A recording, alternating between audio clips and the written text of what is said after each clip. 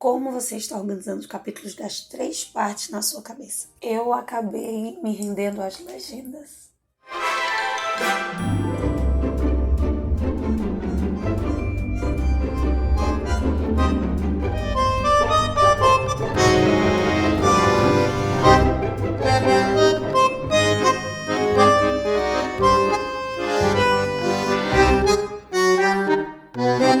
O que temos para hoje, Sanches e Dulcineias? Eu sou a Larissa Bertolino, você está no canal Uma Garota Quixotesca, onde nós tratamos de literatura, sempre partindo de pressupostos e ideias temáticas que saiam do nosso queridíssimo Dom Quixote de la Mancha. E mais especificamente, você se encontra no 4º episódio na nossa jornada de leitura conjunta, Rayuela de Julio Cortázar, esse ícone do boom latino-americano, que é dividido em 3 partes. No entanto, como nós estamos lendo na ordem sugerida pelo próprio autor, indo de capítulos dezenas do 40 para 130 e poucos, depois volta para 60, vai pro 20, volta pro 120, entre várias outras coisas. A gente acaba circulando muito nessas 3 etapas. A etapa do Horácio de Oliveira em Paris, o seu retorno, a sua vivência no Uruguai, as partes mais aleatórias, onde nós temos acesso a uma espécie de retalho de livro de recortes de citações que ele tem. E justamente nessas mais aleatórias, o que o Cortázar chama de capítulos dispensáveis, nós tivemos alguns momentos muito estranhos, talvez os mais estranhos até agora. Um capítulo falando sobre os riscos de uma má cicatrização pós-processo de circuncisão, uma narração feita por uma mulher dizendo que ela mesma não pode se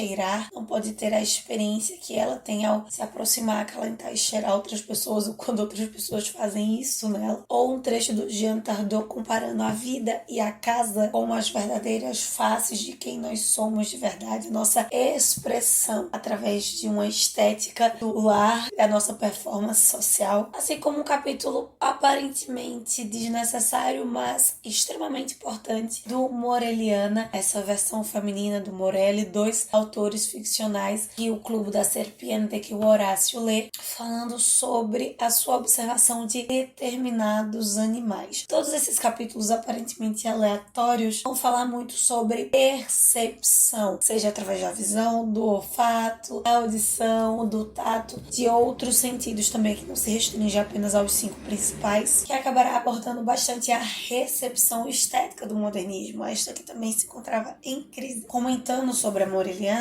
essa semana nós tivemos muitos capítulos, tanto pelo Horácio ou outro personagem do Clube da Serpente, comentando a literatura do Morelli, esse autor fictício que é bastante louvado na obra. Muitos mesmo, talvez a maior quantidade de capítulos dessa semana foi sobre isso. Eles acabaram trazendo outros personagens do Clube da Serpiente, do convívio do Horácio e da Maga Baila, ampliando a visão sobre esse grupo, sobre as propostas dele e sobre o próprio Morelli, consecutivamente ampliando nossa visão sobre literatura. Reforçando um recadinho para você. Cuidado com os ditos capítulos dispensáveis. A gente poderia colocar o prefixo in aí na frente. No capítulo 60, por exemplo, ele menciona um autor que escreve, mas não entra na sua obra. Dialogando no 109, por exemplo, com a Gestalt, como essa área específica da psicologia influencia na sua perspectiva estética ou na leitura que eles têm sobre a obra do Morelli, como o trabalho do leitor, ou a função do leitor na literatura seria justamente não decodificar, não entender, compreender 100% do autor, mas preencher os espaços em vazio deixados pelo autor. E essa talvez seja a declaração mais importante dessa semana, porque numa obra como Rayuela, lendo nessa proposta que o Cortázar apresenta a partida, isso talvez seja o que nós mais fazemos, preencher esses espaços que não são apresentados, tanto porque eles realmente são ocos, quanto eles aparentemente estão ou ficam vazios durante a leitura porque ela é partida. E de todos os personagens do Clube da Serpente, nesses capítulos, quem se destacou bastante essa semana foi o Traveler e a Thalita, especialmente no capítulo 143, que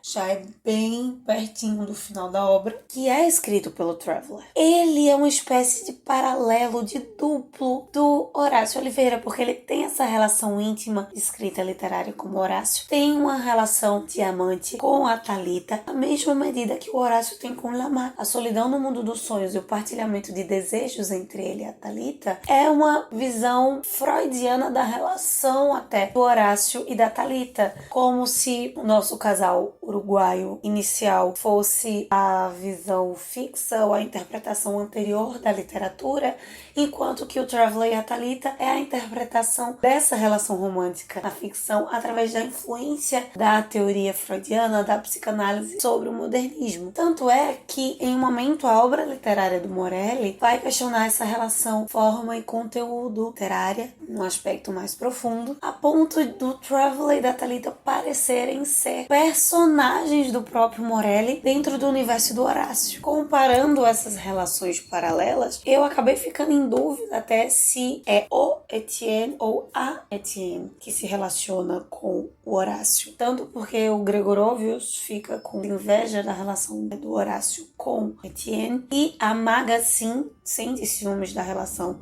de Etienne com o Horácio. Mas eu não quis pesquisar, eu quero ver, processar isso na minha leitura mesmo. E novamente, Etienne será um personagem dentro dessa relação entre duplos, questionará a utilidade da literatura. Talvez essa semana tenha sido o personagem que mais me evocou pensamentos e conflitos. Eu mesma, Larissa. Não necessariamente a leitura, mas a pessoa. E por fim, a última parte dessa minha divisão em legendas. Não mais um triângulo, mas um quadrado amoroso entre o Horácio e a Maga, que é sua amante. O Gregorovius, que é o ponto de ciúme ali, uma possível nova relação da Maga. E a Pola, que é a mulher ou ex-mulher do Horácio. Objeto de debate nos encontros do Gregorovius com a Maga. Estes dois personagens estão evoluindo numa intimidade maior, compartilhando visões sobre amor, desejo e suas experiências com esses sentimentos, enquanto que a Maga tenta decifrar a Pola, o Gregorovius tenta decifrar o Horácio. E não há como tentar decifrar o Horácio como esse grande personagem topos do artista modernista, né? Não tem como tentar decifrá-lo sem tentar decifrar a arte. Tanto é que é nessa tentativa que o Gregorovius dirá que Paris é uma grande metáfora e que o Horácio está buscando encontrar a chave da cidade. Ou seja, mais uma referência a grandes temas estéticos do modernismo. Especialmente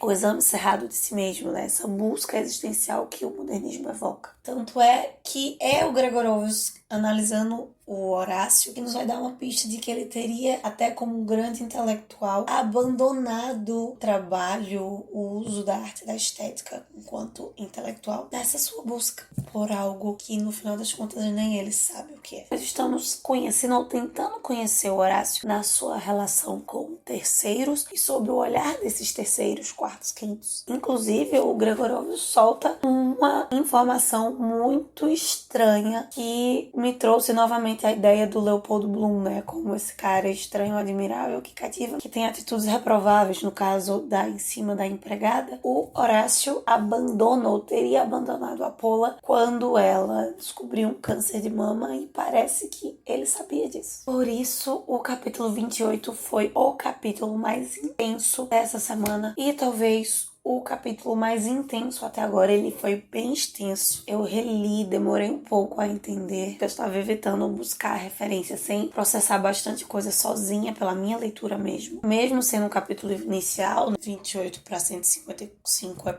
pouquíssima coisa. Nessa divisão que o Cortázar faz, ele tá praticamente no meio da nossa leitura. E aí o Horácio consegue nos surpreender. Quando a gente não tem certeza se ele abandonou ou não a Pola, porque a gente não sabe se essa informação do Gregorovius é verídica, nós temos certeza que o bebê que ele tem com a Maga, né, que agora ficou claro, o Recamodor não é uma filha mais velha, a Maga com outra pessoa é a filha deles, né, dessa relação dos amantes. A neném, nós a vimos doente em outros capítulos. Essa criança morre. Horácio tem ciência disso. Nessa noite muito estranha vão entrando em vários momentos diferentes dessa noite os membros do Clube de la Serpiente. De um certo modo, fica subentendido essa informação e pior, fica subentendido nos diálogos que ninguém vai contar essa informação para a mãe da criança. Eles estão mais incomodados com os barulhos que o vizinho tá fazendo do que com a criança tá morta e a mãe não está ciente ainda. Como se o barulho interno desse homem modernista incomodasse mais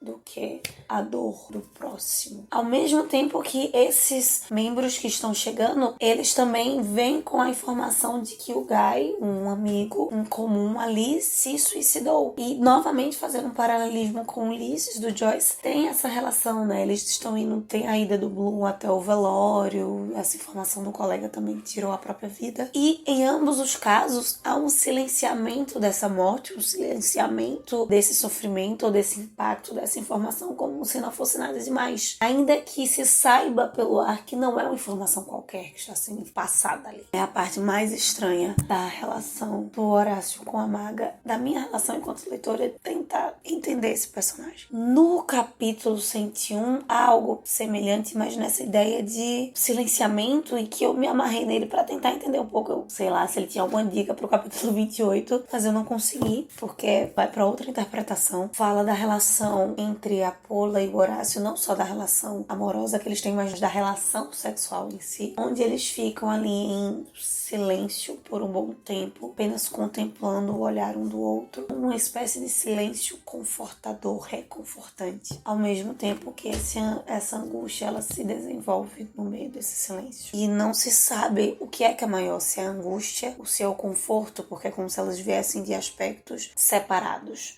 de polos diferentes. No capítulo 28 é isso que acontece. Existe uma tensão, existe uma angústia no ar, mas um conforto de cumplicidade dos membros em não falar pra mãe da criança que a criança morreu. E o capítulo termina com a Maga soluçando sobre o corpo do filho. E como se mais ninguém compartilhasse desse sentimento. Claro, ninguém compartilha com a mãe a perda da criança, mas um sentimento de perda humana, de dor, de tristeza, não existe. Parece que ele só existia antes, ao se contar. Depois que se conta, pronto, acabou, certo? E eu termino a minha leitura dessa semana um pouco revoltada em sem entender pra onde o Cortázar está querendo, se é. A gente pode dizer que ele tá querendo nos levar pra algum lugar. Então é isso, meus queridos cavaleiros andantes. Essa é a nossa tentativa de leitura, de extração de algo do episódio 4 da nossa jornada de leitura conjunta Rayuela, o jogo da amarelinha, do Julio Cortázar, debatendo esses assuntos lá no @garotaquixotesca no Instagram. Possamos sair da biblioteca e continuar vendo muito além dos moinhos de vento.